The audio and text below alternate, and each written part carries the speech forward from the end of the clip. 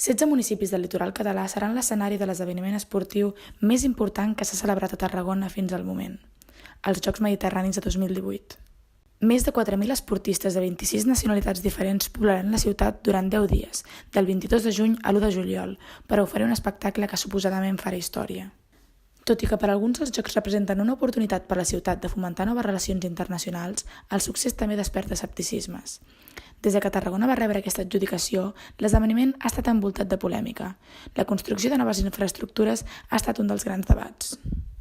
Entrevistem a Javier Vilamayor Camaño, tercer tinent d'alcalde de l'Ajuntament de Tarragona, que actualment ocupa el càrrec de conseller comissionat dels Jocs Mediterranis 2018.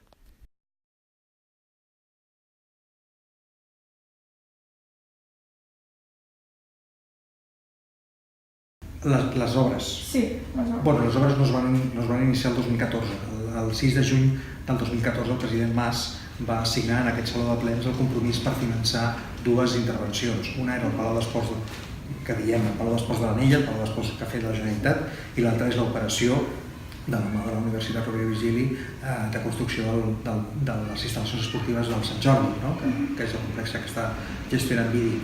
Per tant, jo diria dues coses.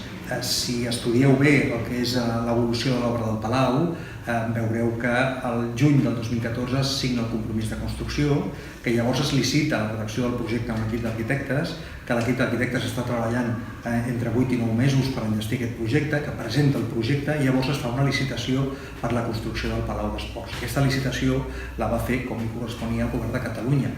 La primera empresa que havia de ser adjudicatària d'aquestes obres va renunciar-hi perquè havia presentat una oferta econòmica per fer aquest palau molt temerària, per sota dels costos racionals. I per tant va renunciar perquè esperava que hi hagués una negociació i un augment del pressupost abans de començar les obres. La segona empresa que va estar a punt de fer les obres es va trobar en una situació molt similar. Havia presentat una oferta molt baixa i quan va arribar el moment de signar el compromís de fer el palau en aquestes condicions i amb aquest pressupost també va renunciar-hi. Per tant, el Govern de Catalunya, a través del gestor d'infraestructures, va fer una tercera licitació en 3 fases i de la quarta fase hem de dir que estava feta en el projecte, però en el moment de licitar aquesta quarta fase va ser després de l'1 d'octubre, estaven implementades les mesures del 155 i l'acord el va acabar prenent el Consejo de Ministros. Per tant, jo crec que és heroic el que ha fet Infraestructures, és heroic el que ha fet la Secretaria General de l'Esport i ha comptat amb la col·laboració de l'Ajuntament de Tarragona.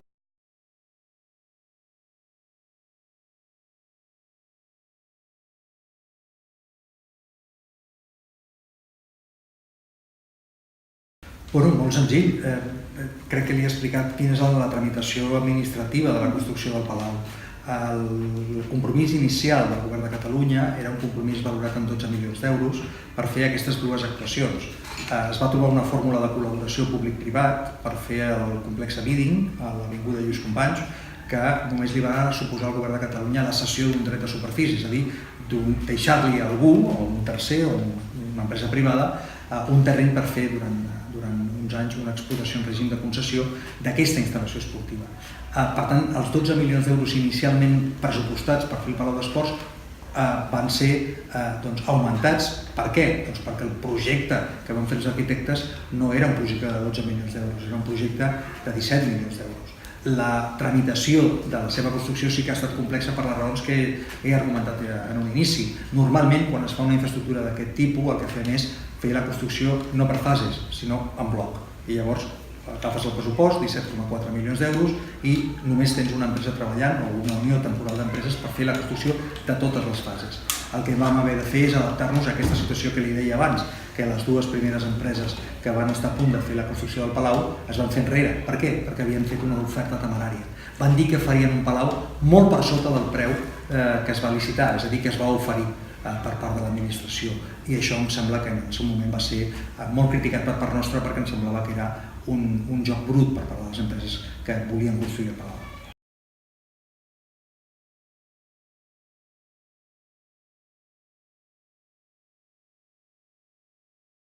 Són 12 milions d'euros en una operació de crèdit per fer l'organització de l'Anella Mediterrània, una operació que s'ha fet amb un crèdit amb la Caixa, com a entitat financera, i que s'ha construït als barris de Ponent, entre Bonavista i Camp Clar, un parc de 29 hectàrees.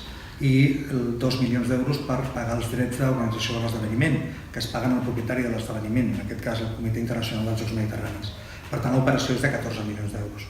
L'impacte econòmic, per tant, els recursos que s'han mobilitzat en aquest projecte són de 72 milions d'euros d'inversió i de 27 milions d'euros d'operatiu, és a dir, una suma de 99 milions d'euros. Per cada euro que ha invertit un tarragoní, la ciutat ha obtingut 5 euros, que ha aportat el govern de Catalunya, el govern d'Espanya, les diputacions de Tarragona i Barcelona i els nostres patrocinadors.